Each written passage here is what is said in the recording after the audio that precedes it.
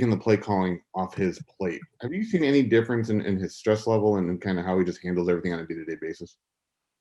No, it's pretty much the same. I think warm weather does him good. He has his days where he's at 10. He has his days where he's teaching and kind of mellow, but he's the same. We'll go over to Mike Jones. Todd, can you hear me? Yes. How would you describe Bruce's leadership style? What's it like working under him? And as you worked under him at multiple places, is there a story that kind of embodied who he is as a coach, as a leader and mentor? His leadership style is very straight and to the point. He doesn't beat around the bush a lot. He gives you tough love, but then he loves you up at the same time. He likes everyone to know their job and do their job to the utmost and leave you be to do that. And, the biggest thing for him is, a story that I have that he's helped me a great deal. I think I had one game, we played Denver a couple years ago, and I think our quarterback might have got hurt in that game. They beat us pretty good, and he said the quarterback was hurt, so if I want to go after him every play, I can pretty much go after him. He doesn't hold back, and he likes us to throw every punch we can throw. We'll go over to Omar Ruiz. Hey, Todd.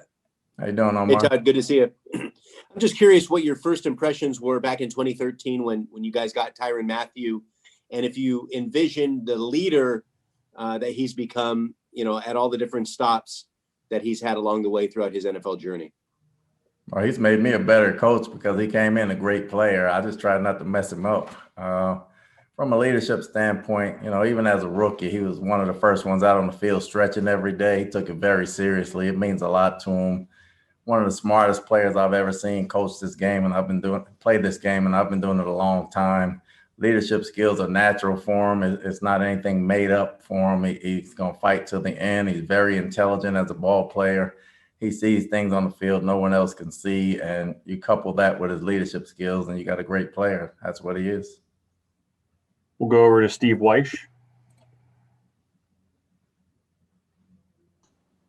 Hey, Todd. Kind of you talking about the honey badger and all the things he does. What about your defense, though? I mean, especially the postseason, all of the takeaways you guys have been able to generate. What's kind of been, has there been a common thread as to what you guys have been able to do? Just playing hard. The guys up front, we got some good players over there, and they're clicking at the right time. They're playing very well up front. We've been very opportunistic in the back end, and they're coming together making plays at the right time, and they smell blood and they go after it. We'll go to Rich Cimini. Hi, Todd. How you doing? Kind of a flashback for you here. Could you just describe what sort of reflections do you have on your time with the Jets and any disappointment you might take away, and also what you learned that maybe could help you become a better coach, present and future? Well, obviously, the disappointment is not winning ball games, trying to help the team win the Super Bowl. But learning, there was a lot of great people in the building. When you become a head coach for the first time, I think you learn a lot from the business side of it, from the management side of it, as opposed to building your team, how you want your team, off-field issues. You become a better coach if you're on one side of the ball or the other. Defensively, it made me a good coach because I got a chance to sit in a lot of offensive meetings and learn a lot of things offensively that you don't get privy to just being a defensive coordinator. So that made me a better coach all the way around. And people person and people skills all the way around, you become a natural at it, going through things as a head coach. So you just keep working and try to be better from that standpoint. But those are a lot of things I took from New York. We'll go to Terez Paylor. Hey, Coach Bowles, how you doing today? Good. How you doing? I'm great, man. Hey, listen, I'd like to tap into your vast knowledge of football for a second, if possible. Obviously the Chiefs present some matchup issues for every team they face just because of Hill and Kelsey. But I'm just curious, in all your years of football, how special is Kelsey in particular as a route runner? And, I know you guys don't worry about Hall of Fame bona fides and that stuff, but I am curious to know, like, the special traits you see in this guy that, really stand out to you. Well, he can run and catch, but he's such a smart football player. He has a lot of savvy. he can figure things out, whether he's singling them, doubling them, or playing zone. He'll make the right blocks at the right time. He plays with a high motor. He understands the game, and he has a great rapport with the quarterback. I mean, he's probably one of the best I've seen since I've been coaching. This is probably my 20th year in the league right now. And you know, other than him playing against you, you marvel at watching him play, because if there's a big play to be had, you know, somehow he finds a way to get open, and that says a lot about the guy. We'll go to Nora Princiati from The Ringer. Hi, Coach. So Kansas City's been one of the best teams in the league this year and for the last couple of years on third downs, and in particular in those third and long situations that would normally be pretty unfavorable for an offense. Is there something critical about defending those well when you've already done the work to get them into, you know, a 3rd and 10 plus, particularly because it can be sort of demoralizing when they do find a way to convert those? Well, it looks very comfortable for them. 3rd and 10 plus, they convert a lot of them, like you said, whether Pat does it with his arm or with his feet. He has a lot of weapons to go to, and it's not just Hill and Kelsey. You know, it's Hardman, it's Robinson.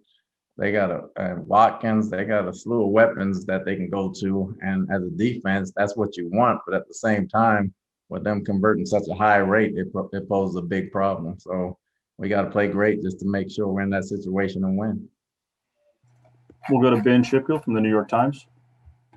Hey, Todd, I was wondering about, we know how much speed the Chiefs have on offense, but what is it besides that allows them to get so many yards after the catch?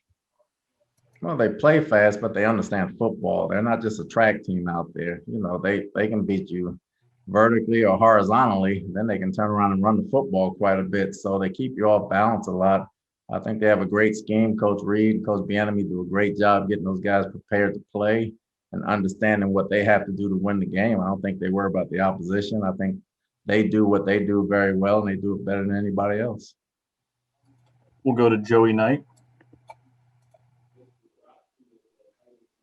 Todd, back in the Temple days, if you don't mind me taking you back there, what did you see, and did you see anything in Coach even back then that made you believe or led you to believe he'd be special?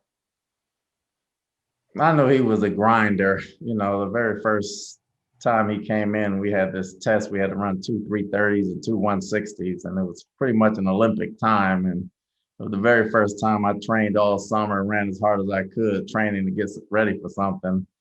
And the guy I trained with ran before me, and he passed out, and they took him off on the stretcher. So there was no hope in me, and I was just trying to finish. So nobody really passed the test that day. He got the whole team up the next morning at 6 a.m.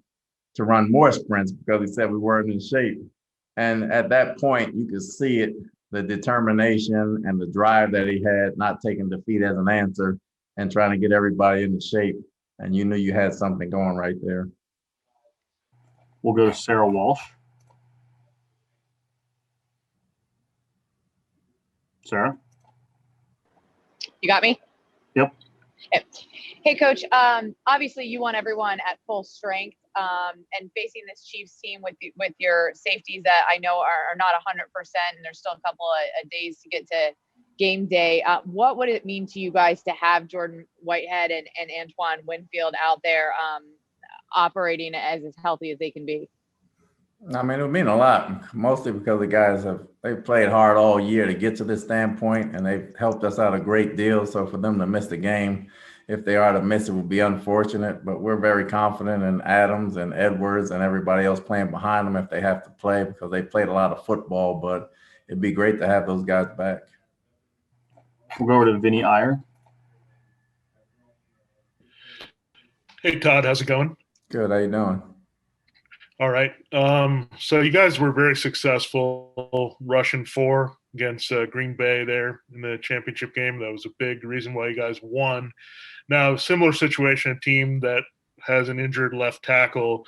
Now, does that change the way you attack, and that they're flipping a guy as well to the left side and putting a new guy on the right side? Or how do you kind of exploit that, knowing that you got your 2 guys, Shaquille and JPP, in sync right now? Well, they're playing well. And again, these guys won a lot of ball games regardless of who's playing. We can't worry about who's playing. We just have to try to slow down the team as a whole. We're not worried about a tackle or a guard. You know, we put out there, we got 2 safeties hurting, so they got 2 tackles hurting, so that evens it out a little more. But we just got to do what we do better than they do what they do. We'll go over to Richard Graves from Sky Sports.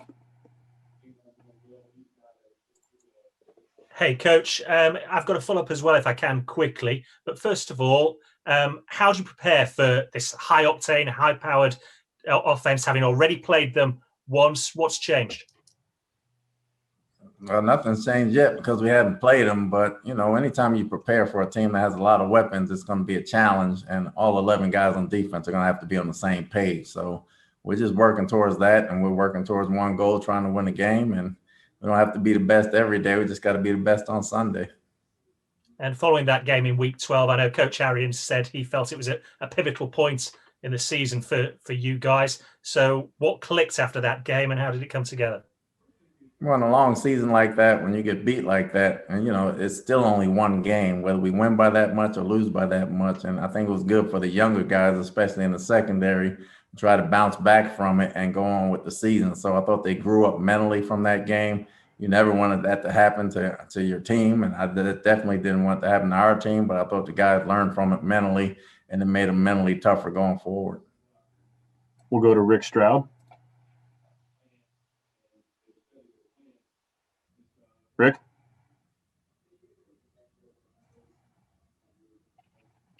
All right.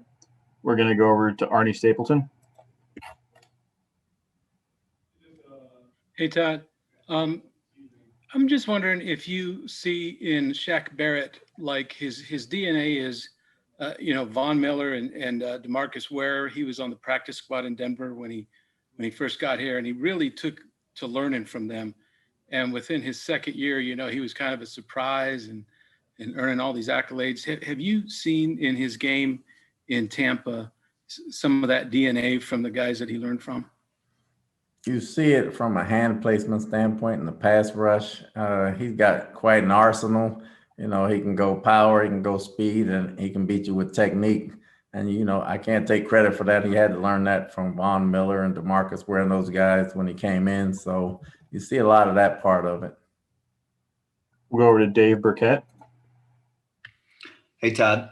Hope you're doing well. Good luck this week. Just you had an interview scheduled with the Lions that you didn't end up taking. I was just wondering if you could explain why. Maybe they told you that Dan was getting the job, A, and then B, I think you were with Dan both when he was a player in Dallas and when he was first got into coaching in Miami.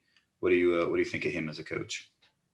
They canceled the interview. I never got the interview. I think they didn't feel like waiting. They had their mind made up. But Dan's a great coach and he's a great person.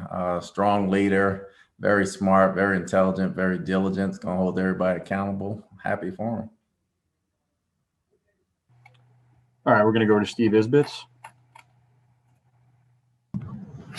Coach, just last week, Bruce Arians said that Tom Brady has had as much of an effect on the defense as he's had on the offense. Can you give some insight as to what Coach Arians might be looking at there, or what you've experienced from Tom Brady's effect on your defense? Well, just talking to the guys coming out to practice and after practice, just monitoring how they mentally feel after plays and how they look after plays, and just talking football and just really from a performance standpoint. When they see how hard he works and everything he does, as diligent as he does it, nobody wants to let anybody down. So those guys work harder from that standpoint. And you don't want to get embarrassed at practice having Brady pick on you every day. So you better pick your game up. I think a lot of that part has carried over to the defense and made them more accountable. We'll go to Calvin Watkins. Hey, Todd, can you hear me? I can hear you, Calvin. Todd, when you were in Dallas under Coach Parcells, it was at that staff, I think 5 coaches out of that group became head coaches. Can you just talk about just that group of coaches, you and Coach Haley and Sperano and Peyton, how important it was just to learn under Coach Parcells and eventually become head coaches? We didn't know that at the time, but learning under Bill, I think, is one of the best to learn under all the way around, because he teaches everybody everything. He teaches coaches how to look at other coaches and see the ball game. And on that staff, believe me, it was Sperano and Peyton and Anthony Lynn and Zimmer, myself, Coach Rogers included, Pasqualoni, Freddie Kitchens was on that staff, Todd Haley, obviously. We had a bunch of guys at the time that worked well together under Bill. And, you know, he ran a tight ship, but he helped us become better coaches by just constantly talking football and explaining things to us individually as well as collectively. We'll go to Tom Rock. Todd, I know Rich asked you earlier about the Jets. When you look back at that experience, you know, what went wrong? Why weren't you able to get those wins? And do you feel like you were given a fair shake in that job? I mean, I had 4 years. You get 4 years to try to make some things happen. You don't make excuses as a head coach, and the buck stops there. So I will take everything from my part that I've learned from a responsibility standpoint, because it starts with me. Everybody else has to hold themselves accountable. I just can hold myself accountable. Unfortunate that we didn't win. We played a lot of close games, and the discussion, we didn't win. You know, there's no sense to sit here and say shoulda, coulda, woulda. You know, you go through that after the season when you get let go. That's 2 years removed now. Again, I think it made me a better coach than I was back then. Not that I was a bad coach then, but your record shows that you are. So you have to eat that. You have to regroup, and you have to become a better coach. And that's what I'm doing. We'll go to Patrick Finley.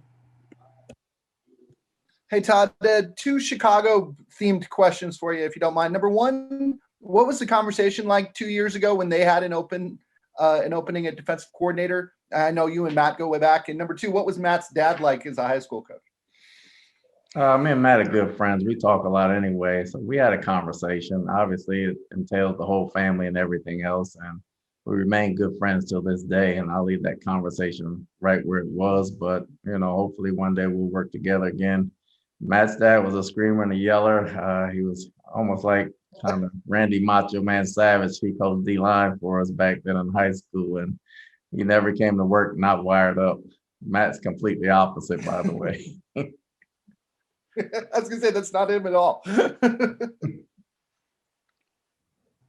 right, we're going to go over to Greg Allman. Hey, Todd, I hope you're doing well. Bruce said last week that this has. Greg, you cut off there. Sorry, Todd, can you hear me? Yep. Hey, Bruce said last week that this has been the most rewarding year of his coaching career. I just want to ask you what you've seen to show that and why you think it's been so rewarding for you guys. I think to get all the free agents that we got and everybody to come together at the right time and the team constantly build and then go through some adversity and keep building, I think it was very, very rewarding for him, especially coming back, and for him to go to his first Super Bowl as a head coach. You know, you can't do nothing but tip your hat off to him, putting all these pieces together in a strange year that it's been for everyone, and to come out on the other end of it and have a chance to win a Super Bowl has been great for him. We're going to go to Jeff Swiderski. Jeff? Jeff, you're muted. There you go. I had to hit it twice. Hey, Todd, it's Jeff from ABC in Philadelphia. I hope all is well. If I could take you back to your Temple days, one, do you remember when Coach told you that maybe you should go into coaching? And two, how special is it that, you know, you and Bruce and all the other guys on your staff, you know, got your start at Temple and are now here in the Super Bowl with a chance to win it all? I remember when I dislocated my wrist and they said I wasn't going to play again, that he wanted me to just give up my career and go into coach. And I didn't take too well to that part of it. I was hard-headed and played anyway. And as far as going to Super Bowl with all the guys here that went to Temple that I've either played with or that has coached me, it's been very rewarding. It's great to come to work every day. The camaraderie is outstanding. It's nonstop comedy, but we do put in a lot of work. And it's great to get up in the morning and go to work with guys that you like being around. We'll go to Mark Cannizzaro. Hey, Todd, congratulations. Thanks, Mark. I have two things. One thing is a little offbeat. I just regarding Tom Moore. He's been around for so long. I want to know what your perspective is for a guy like that that's still doing it, and what he's bringing to you guys. Ooh, Tom is great. I mean, I get into work at 4:15, 4:30, and I'm probably 2 hours behind Tom.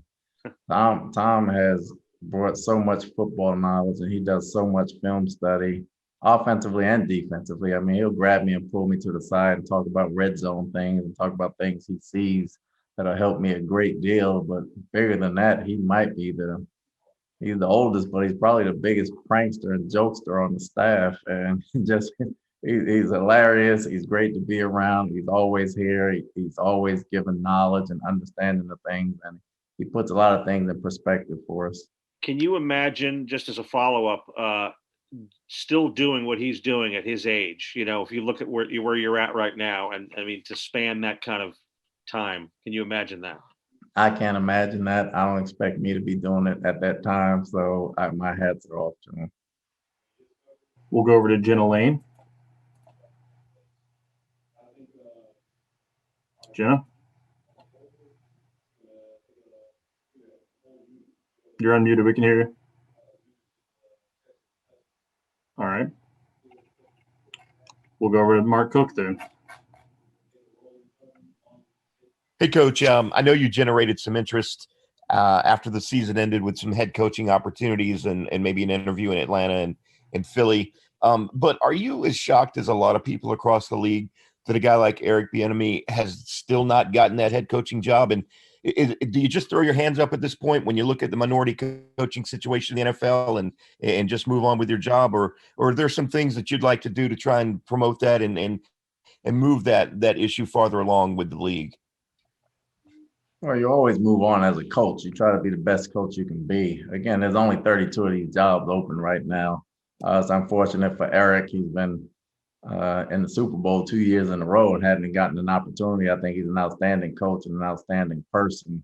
You get frustrated a little bit, but all you can do is work. You know, everybody gets frustrated when they don't get a job, and that could be any one of the coaches in the league, regardless of race. So you just try to move on and coach and be the best you can be, and his opportunity will come. I'm sure of that, because, like, again, he's an outstanding coach. I have a lot of respect for Eric, and you know his time will come. But you know, you want to do some things to move forward, but what do you do from that standpoint? I think, you know, coaches can't be the ones moving it. It's got to be everybody else trying to move it. All we can do is coach and be responsible daily for what we do. We have about 5 more minutes. We're going to go to Adam Kildor of the Washington Post. Hello, Todd. Your guys' staff is very diverse, not just in terms of race, but in terms of age and even gender. I wonder, how does that diversity of backgrounds and thinking translate into making the Bucs a better team? I mean, I think it's great. First, it falls on Bruce. Got a bunch of people that know how to coach. You know, he got a bunch of people that know how to coach. He's just not going to hire somebody to hire somebody, but he assembled a very diverse staff of people that are very good at what they do and collectively work well together. And that's the biggest thing that you get out of all this. We're all in it as one. We all have our own niche to make the team better, and we're all trying to do that. We'll go over to Ben Bolden. Hey, Todd, congratulations on making it to the Super Bowl. I was curious if you could talk about how smart Tom Brady is. He 43 years old. He's played such a long time in the NFL. How difficult is it for a defensive coordinator to give him a new look or to fool him on something? I mean, it's tough to give him a new look, but it's not just Tom. You know, everybody's got to be in sync. But his knowledge of the game, his understanding of the game, and more importantly, his work ethic of the game separates him from a lot of quarterbacks that I've been around. And just the way, you know, you see a lot of superstars that are superstars. He handles it just like a regular person. He's very polite off the field. He gives help. He gives knowledge. He can laugh at himself if he trips and falls. You know, he has a great personality and a great work ethic that helps him be the great quarterback that he is. Go back to Joe. Can you hear me now? I can hear you now. Yay! Sorry about that. I guess I'm a little technologically challenged today. Great to see you, Coach. It really, just going back and watching the tape from these last 2 playoff games in particular, it seems like your secondary has just really been a difference maker. Can you just speak to the work that you've done with those guys, including all those early morning film sessions, which I'm still not clear as to what time those actually start at? Well, I got to start with Coach Ross and Coach Rapone. They started out doing a great job with those guys on the back end. They spent countless hours with them. I'll come in and have my part of it as well. But, they're starting to gel together. Hopefully the communication's picked up. The attention to details picked up a lot more, and they're starting to understand what it takes to be a pro in this league. And I think that's a lot. That says a lot. We'll go over to Jeff McClain. Todd, you obviously interviewed with the Eagles for their head coaching position. What was the process like, and do you feel like not being able to do it in person affected you at all? Anytime you Zoom, it's hard to get a job, and I'm still playing. I'm thankful for that. So you don't get a second interview, and I know the jobs are running out, so time is limited for teams in the playoffs. This has happened year in and year out. I have a great relationship with those guys. Howie and Jeffrey I have nothing but great respect for, as well as the organization, and they gave me a fair shake. And we're still playing, and I'm happy to still be playing. We'll go to Brian Costello. Hey, Todd. Guys. Just curious with Mahomes. Do you remember the first time he popped up on your radar? I imagine you guys considered him in 2017 when you were drafting. Do you remember anything about scouting him at Texas Tech or anything? I remember having a great arm. Obviously, he had a great arm. He was a baseball player. I really liked that because I was a baseball player. I know he could throw the ball, and I know he's going to be a good player. He was very athletic at the time, and that's what I remember about him. We'll go over to Deanne King. Hey, Coach. Deanne King here from WFLA in Tampa. Go Bucs. We're so excited for you guys. But I wanted to expand the conversation about diversity. This is going to be the first time we see one of the most diverse coaching staffs on this field, especially on this huge stage. Super Bowl Sunday, we're here in Black History Month. If you could, two-part question for you. Speak to what it's like as a Black man to be in the position that you are in, and what your message would be to young men who look up to you and aspire to be in the same position that you are in. And ultimately, what message do you hope that this sends to the entire nation and really the entire world?